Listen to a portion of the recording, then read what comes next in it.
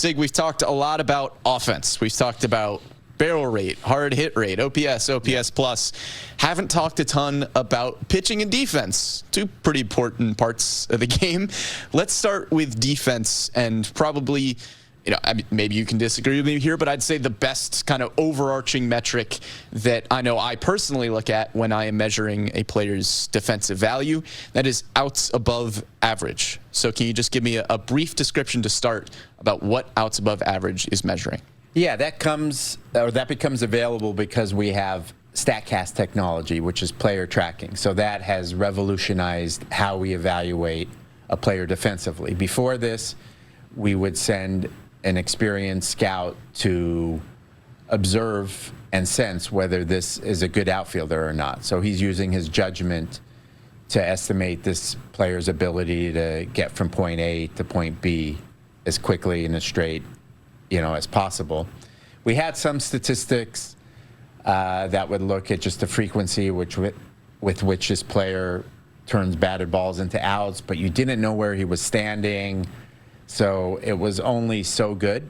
But now we're in a different world, so we could see that given where this outfielder was standing, for instance, he had to travel 100 feet in 4.5 seconds. We could see that a typical outfielder might get that ball and turn it into an out, say, 10% of the time.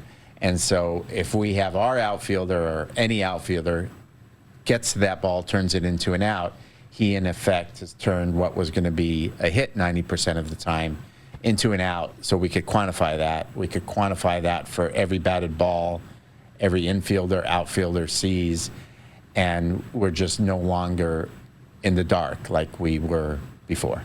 So when we talked about OPS and OPS plus, you mentioned that it was a much better metric of measuring a hitter's success than, say, just batting average, because it's taking into account things like, walks and how important your hit is, whether it was a double, a triple, a home run.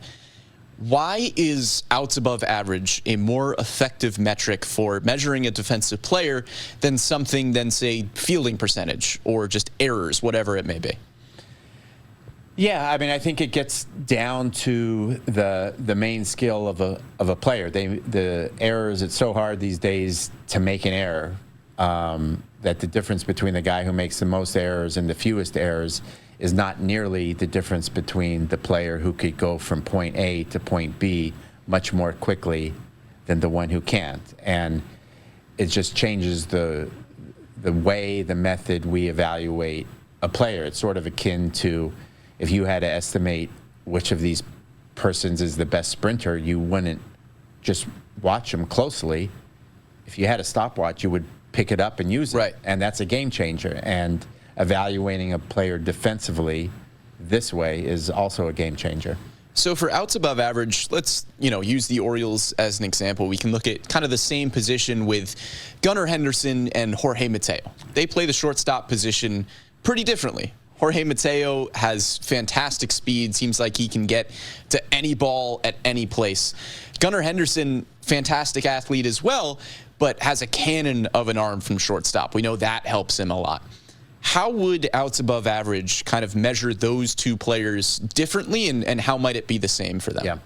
Well, first of all, like coaches and those, our major league players are still developing. So those in player development care about the means to the end, how he's making those outs. But as far as quantifying their value as a shortstop, the scoreboard doesn't care how he made the out. If it was amazing range and a slightly above average arm, or if it was a shortstop playing deeper who takes advantage of his arm, it doesn't care. All it knows is that a batted ball with these particular specs were hit in this direction, and that somehow this person playing shortstop either turned it into an out or didn't. That's all it cares about. And probably a lot of fun outs above average metrics with the Orioles, given how young and athletic this team is at this point. Yeah, no, it's exciting. Sometimes we'll have 3 center fielders in the outfield and 3 shortstops in the infield. Yeah, absolutely. Good things to have. Sig Mejdal, thanks so much for joining us. Really appreciate it. Thank you.